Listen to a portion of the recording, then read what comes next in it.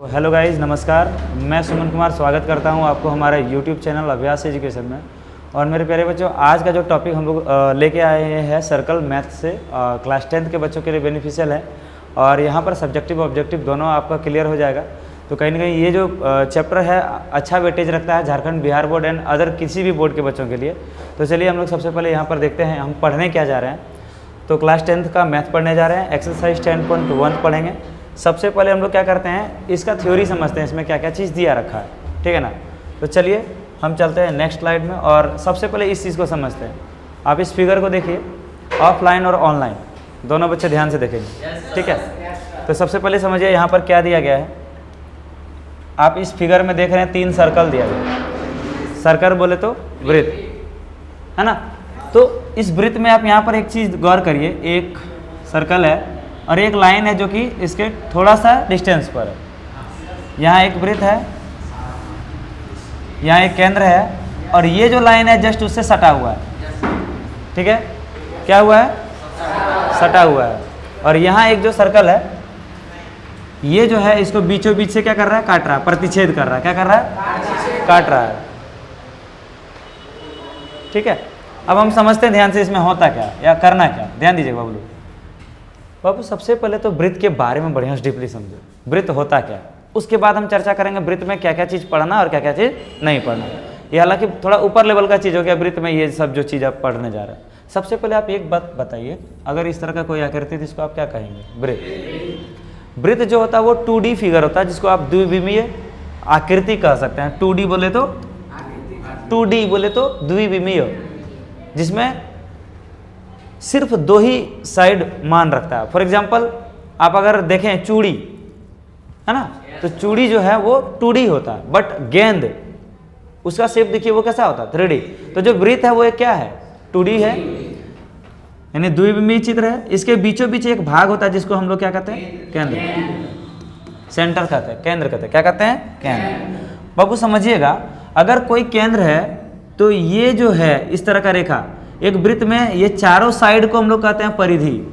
क्या कहते हैं? हालांकि पिछले चैप्टर में भी हम लोग पढ़े थे, है ना, जो पिछला भी हम लोग पढ़ के खत्म किए। तो एक परिधि में दोनों तरफ एक अगर बिंदु इस तरह करके आए तो ये जो कहलाएगा सर वो कहलाएगा जीवा। बोलो बाबू, क्या कहलाएगा? जीवा। जीवा को इंग्लिश में हम लोग कोड कहेंगे। क्या कहेंगे? कोड। चलिए, तो ये जीवा हो गया, ये भी क्या हो गया? जीवा। ये भी क्या हो गया? जीवा। ये भी, ये भी, ये भी, ये सारा जीवा कहलाएगा। इस परिधि से लेकर उसी वृत्त के इधर दूसरे परिधि, यानी इस परिधि, एक वृत्त में किसी परिधि पर एक बिंदु लेते हैं और उसी वृत्त में दूसरा बिंदु लेते हैं और उसको मिलाने वाली जो रेखा है, इसी रेखा को हम लोग क्या कहेंगे? जीवा। एक बात आप हमको बताइए, एक वृत्त में कितनी जीवाएं हो सकती है? क्या इस वृत्त में ऐसे ऐसे जीवा हो सकते हैं? क्या ऐसे ऐसे हो सकते हैं? क्या ऐसे ऐसे हो सकते हैं? क्या ऐसे ऐसे हो सकते हैं? तो ओवरऑल आप क्या समझ पाए कि एक वृत्त में जो जीवा होती है, नंबर ऑफ कोड, वो क्या होती है? अनेक। क्या होती है? अनेक। बहुत बढ़िया। अब आप इस चीज को और समझने का प्रयास करें, थोड़ा सा बारीकी से समझेंगे। अब आप एक बात बताइए, हम यहाँ पर सपोज दैट ये पॉइंट लिए, बोलो श्रीमान, यहाँ क्या कहलाएगा? केंद्र कहलाएगा। Very good. सेंटर कहलाएगा। ये चारों तरफ को क्या कहेंगे? परिधि कहेंगे। अब देखो, ये जो है एक प्रकार का जीवा है या नहीं है? बिल्कुल है। तो एक वृत्त में जो सबसे बड़ी जीवा होती है ना, यहाँ पर देखिए ये भी जीवा है, ये भी जीवा है, ये भी जीवा, लेकिन सबसे बड़ी जीवा कौन होगा? बीच वाला। क्यों? क्योंकि वो केंद्र से होकर गुजर रही है। तो एक वृत्त में केंद्र से होकर गुजरने वाली जीवा को, यानी सबसे बड़ी जीवा, केंद्र से होकर गुजरने वाली सबसे बड़ी जीवा जो है वही कहलाती है व्यास। इंग्लिश में इसको डायमीटर कहते हैं, जिसको हम डी से रिप्रेजेंट करेंगे। किस से रिप्रेजेंट करेंगे? डी से। Very good. अब देखेंगे एक जो व्यास है, इस व्यास में अगर आप आधा पार्ट को देखें और इधर आधा पार्ट को देखें तो कुछ आपको एक अलग टाइप का चीज दिखेगा। हम इसको फिर से एक नया फिगर रीड्रॉ करके आपको बताते हैं। चलो बाबू समझो ध्यान से इसको। अब बाबू एक बात बताइए, आप यहाँ पर ये अगर केंद्र है तो यहाँ से यहाँ तक अगर हम किसी को मिलाते हैं तो ये क्या कहलाएगा? त्रिज्या कहलाएगा। क्या कहलाएगा? त्रिज्या। यानी एक व्यास का आधा भाग को हम लोग क्या कहते हैं? त्रिज्या कहते हैं। एक व्यास का आधा भाग को क्या कहेंगे? त्रिज्या। अब आप बताइए एक व्यास में कितना त्रिज्या पॉसिबल है? 2। एक व्यास में कितना त्रिज्या? 2। अगर हम एक व्यास में पूछ रहे हैं कितना त्रिज्या तो आप बताएंगे 2, लेकिन हम पूछेंगे एक वृत्त में कितना त्रिज्या होगा? जल्दी बोलिए, एक वृत्त में कितना त्रिज्या? अनेक। उसी तरह अगर हम आपसे सवाल करें कि बाबू बताइए एक वृत्त में कितना व्यास होगा? 1 2 3 4 5 6 अनेक। आई होप आपको समझ में आ रहा होगा, कोई दिक्कत नहीं है ना।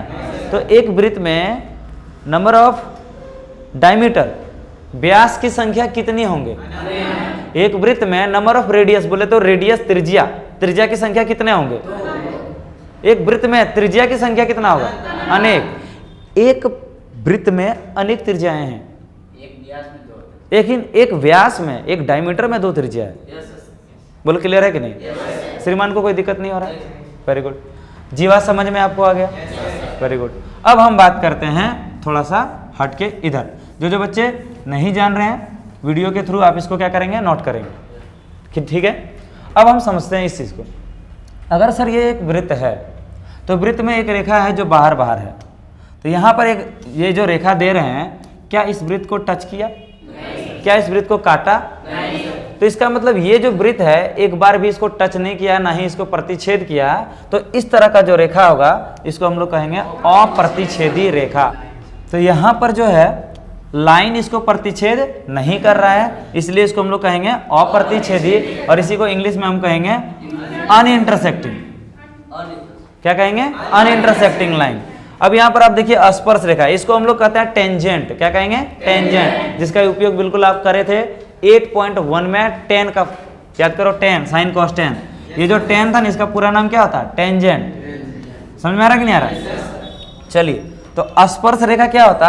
अगर किसी वृत्त को, ध्यान देंगे, अगर किसी वृत्त को एक रेखा एकदम बिल्कुल एक बिंदु पर काटे, दैट मीन्स कि इस वृत्त पर वो जो बिंदु है एक बार उभयनिष्ठ है। अगर एक बार उभयनिष्ठ हो, एक और केवल एक उभयनिष्ठ बिंदु हो, बोलो हाँ या ना? यहाँ पर जो उभयनिष्ठ बिंदु इसको मान लेते क्या है? ए। तो एक और एक ही उभयनिष्ठ बिंदु होगा, तो इस तरह का जो रेखा होगा, इस रेखा को हम लोग कहेंगे स्पर्श रेखा। और यहाँ पर जो पॉइंट बना, इस पॉइंट का नाम देंगे स्पर्श बिंदु। क्या कहेंगे? स्पर्श बिंदु, पॉइंट ऑफ टेंजेंट। क्लियर है कि नहीं? नहीं समझ पाए? चलिए, अब हम समझते हैं इस सर्कल को। तो ये सर्कल जो है सर ऐसा है, और यहाँ पर जो है इसको क्या कर रहा है? 2 जगह काट रहा है, एक जगह यहाँ पर और एक जगह वहाँ पर। क्लियर है? तो अगर 2 जगह पर प्रतिच्छेद करे, या अगर किसी सर्कल पर 2 बिंदु पर वो क्या हो? इंटरसेक्ट करे, तो आप समझेंगे ये जो रेखा है इस रेखा को आप कहेंगे प्रतिच्छेदी, प्रतिच्छेदी रेखा। और प्रतिच्छेदी रेखा को हम लोग कहते हैं इंटरसेक्टिंग लाइन। क्लियर है कि नहीं? आई होप आपको ये बात समझ में आया। क्लियर है कि नहीं है? तो एक बार चलिए जल्दी से हम लोग ये जो चैप्टर पढ़ रहे हैं, इस चैप्टर में है वृत्त, और वृत्तों में स्पर्श रेखा के बारे में स्पेशली हम लोग पढ़ेंगे। तो बताइए जो प्रतिच्छेदी रेखा है, समझिएगा ध्यान से, जो प्रतिच्छेदी रेखा है, ये प्रतिच्छेदी रेखा का दूसरा नाम छेदक रेखा भी होता है। क्या होता है? छेदक रेखा। इंटरसेक्टिंग लाइन को हिंदी में हम लोग प्रतिच्छेदी कहते हैं या फिर छेदक रेखा कहते हैं। चलिए समझेंगे। तो अब हम आपसे एक सवाल करते हैं, एक बात बताइए कि एक वृत्त में प्रतिच्छेदी रेखा हो तो वो कितने बिंदु पर वृत्त को काटेगा? 2 बिंदु। कितने बिंदु पर काटेंगे? 2 बिंदु पर काटेंगे। अगर एक अप्रतिच्छेदी रेखा की हम बात करें तो इस वृत्त को कितने बिंदु पर काटेंगे? 1 बिंदु पर काटेगा? नहीं काटेगा, एक भी बिंदु पर नहीं काटेगा, क्योंकि ये अप्रतिच्छेदी रेखा। अप्रतिच्छेदी रेखा तो टच भी नहीं किया। कौन बोले थे 1 बिंदु पर काटेगा? कोई बोले थे? चलिए समझते हैं ध्यान से। स्पर्श रेखा, अब समझते हैं स्पर्श रेखा। बाबू समझेंगे ध्यान से। टेंजेंट रेखा जो, टेंजेंट जो होता है, यानी कि स्पर्श रेखा जो होता है किसी वृत्त को 1 बिंदु पर काटती है। कितने बार? 1 बिंदु पर। तो आप यहाँ पर देख लीजिए 1 बिंदु पर काट दिया, इसका मतलब ये जो है ये स्पर्श रेखा कहलाएगा अगर उसे इस वृत्त को कितने बार काटे? 1 बार काटे। जिस बिंदु पर काटता है इस बिंदु को स्पर्श बिंदु कहेंगे। क्लियर है कि नहीं? नेक्स्ट स्लाइड में हम आगे बढ़ते हैं। चलिए अब आप सवाल जवाब हम लोग करते हैं। इस सवाल जवाब का हम लोग एक दूसरे से डिस्कस करते हैं। एक वृत्त में कितनी स्पर्श रेखाएं होती है? एक वृत्त में कितनी स्पर्श रेखाएं होती है? इस चीज को हम बढ़िया से डीपली समझते हैं। बाबू समझना ध्यान से प्लीज। ये तो प्रतिच्छेदी हो गया, एकदम जस्ट टच करके निकलेगा। ये हुआ, ये हुआ, ये हुआ, ये हुआ, ये हो सकता है, ऐसे हो सकता है, ऐसे हो सकता है, ये भी हो सकता है। एक वृत्त में कितना स्पर्श रेखा हो सकता है? अगर बड़ा सर्कल होता, अगर बहुत बड़ा सर्कल होता तो समझ में आया कि नहीं आया? ओवरऑल हम कह सकते हैं एक वृत्त में पर जो स्पर्श रेखा हो कितना होगा? अनेक होगा। क्लियर है कि नहीं है? अब हम चर्चा करते हैं क्वेश्चन नंबर 2, है ना? तो क्वेश्चन नंबर 2 है रिक्त स्थानों की पूर्ति कीजिए। ध्यान से समझेंगे हम लोग। किसी वृत्त की स्पर्श रेखा, एक अगर वृत्त है और इस वृत्त में कोई स्पर्श रेखा है, ये वृत्त है कि अंडा है यार? ये कोई क्या है? वृत्त है। और इस वृत्त में सपोज करिए ये कोई स्पर्श रेखा है, तो इसको क्या बिंदु पर काट रहा है? एक बिंदु पर काट रहा है। तो हम यहाँ पर लिखेंगे किसी वृत्त की स्पर्श रेखा उसे कितने बिंदु पर काट रही है? एक बिंदु पर प्रतिच्छेद करती है। नेक्स्ट क्वेश्चन है वृत्त को दो बिंदु पर प्रतिच्छेद करने वाली। एक कोई वृत्त है, इसको दो बिंदु पर प्रतिच्छेद करता है, तो इस रेखा को क्या कहते हैं? प्रतिच्छेदी रेखा या तो छेदक रेखा। पढ़ाए थे कि नहीं? छेदक रेखा। क्लियर है कि नहीं? चलिए नेक्स्ट समझते हैं 3 नंबर। एक वृत्त की डैश समानांतर स्पर्श रेखाएं हो सकती है। तो एक वृत्त है और समानांतर स्पर्श रेखा, जनरली स्पर्श रेखा तो अनेक होगा, बहुत सारा स्पर्श रेखा हो सकता है, लेकिन अगर हम बात करें आपसे समानांतर स्पर्श रेखा की तो कुछ इस प्रकार का ध्यान देंगे। ये है, ये है। चलिए कैसे भी हो सकता है, ये ऐसे ऐसे भी हो सकता है,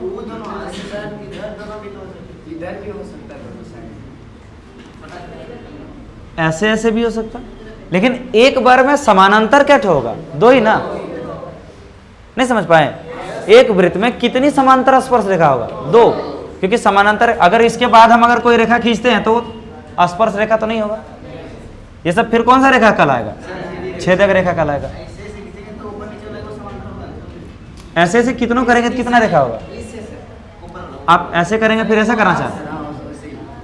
एक वृत्त में एक जगह से जो फिर तो इसका इसका समानांतर ये दोनों हुआ, इसका इसका ये दोनों समानांतर हुआ। क्या इसका समानांतर ये हुआ? इसलिए वो समांतर रेखा के अंतर्गत नहीं आएगा। तो एक वृत्त में समानांतर रेखा कितना हो सकता? एक वृत्त में 2 समानांतर रेखा, एक ऊपर में और एक नीचे में। समझ में आ गया? कितना समानांतर रेखा? 2 समानांतर रेखा होगा। क्लियर है कि नहीं है? नेक्स्ट, वृत्त तथा उसकी स्पर्श रेखा। कोई वृत्त है और उस वृत्त की स्पर्श रेखा। तो चलिए समझते हैं। यहाँ पर एक वृत्त है और इस वृत्त की स्पर्श रेखा ये, और यहाँ पर जो उभयनिष्ठ बिंदु है, रेखा के उभयनिष्ठ बिंदु, ये जो बिंदु है इस बिंदु को क्या कहते हैं? वेरी गुड, स्पर्श बिंदु कहेंगे। क्या बात समझ में आया? कॉन्सेप्ट में कोई तरह का दिक्कत या दुख तकलीफ? पक्का ना? चलिए आगे बढ़े। चलिए यहाँ है आपका क्वेश्चन नंबर 3। ठीक है, 5 सेंटीमीटर त्रिज्या वाले एक वृत्त। चलिए सबसे पहले हम क्या करते हैं? एक वृत्त बनाते हैं। एक वृत्त बनाते हैं जिसकी त्रिज्या कितना दे रखा है?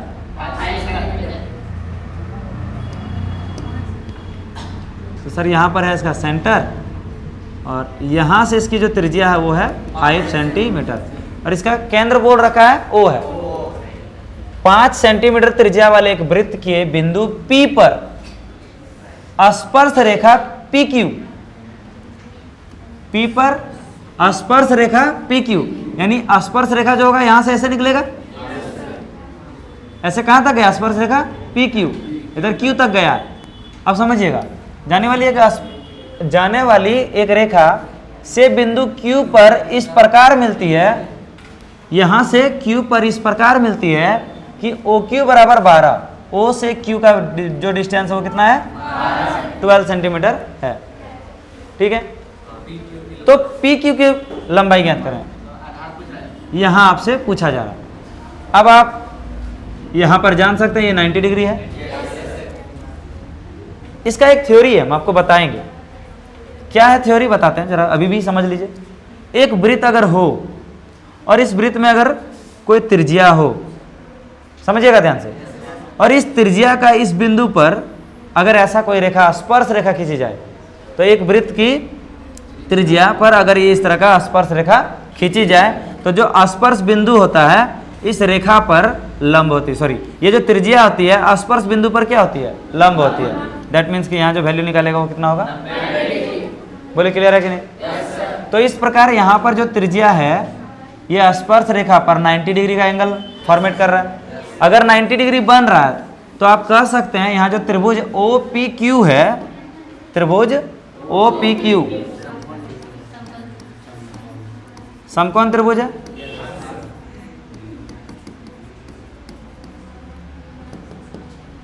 क्योंकि या चूंकि वृत्त की त्रिज्या स्पर्श रेखा पर लंब होती है। ये आपको कंडीशन लिखना पड़ेगा। वृत्त की त्रिज्या स्पर्श रेखा पर क्लियर है कि नहीं है? चलिए, अतः आप यहां पर क्या लगा सकते हैं? पाइथागोरस। बोलो हाँ या ना? पाइथागोरस प्रमेय से। तो पाइथागोरस प्रमेय क्या है? पाइथागोरस के बारे में आपको बताए थे, h square equal to P square plus B square. But ये 90 डिग्री है तो ये तो हाइपोटेनियस, ये परपेंडिकुलर और ये बेस आधार हो जाएगा। बोलो हाँ या ना? तो हमको क्या चाहिए? बेस चाहिए। तो बेस बराबर बोले थे, बेस छोटकी भुजी बी छोटकी भुजी होती है। इसको निकालने के लिए बड़की भुजी में मंझलकी भुजी को भूल गए होंगे। बी का जो वैल्यू होगा under the root h square minus P square. Clear है कि नहीं? समझिएगा ध्यान से। सर बी जो है वो क्या PQ का वैल्यू है? बेस जो है वो क्या है? PQ under the root h square बोले तो 12 का स्क्वायर माइनस p बोले तो 5 का square, and then PQ equal to 144 minus 25। तो PQ बराबर 119 इतना सेंटीमीटर। ये हो गया आपका आंसर, ऑप्शन नंबर डी। समझ में आ गया? ये बिहार बोर्ड और झारखंड बोर्ड में अक्सर आया करता है क्वेश्चन, ठीक है ना? तो ध्यान रखेंगे आप। नेक्स्ट और अंतिम इस चैप्टर का सवाल, एक वृत्त खींचिए। चलिए भाई एक वृत्त खींचते हैं, खींच दिए। दी गई रेखा के समानांतर दो AC रेखा खींचिए, उनमें एक स्पर्श रेखा हो और दूसरी छेदक रेखा हो। तो सबसे पहले आपको एक ऐसा रेखा बनाना है, आपको दो रेखा बनाने बोल रहा है, समानांतर रेखा बनाने बोल रहा है, और ऐसा रेखा खींचना है, एक जो है वो क्या होना चाहिए? प्रतिच्छेदी, और एक जो है वो क्या होना चाहिए? स्पर्श। तो चलिए सबसे पहले हम यहाँ से एक स्पर्श रेखा खींच दिए।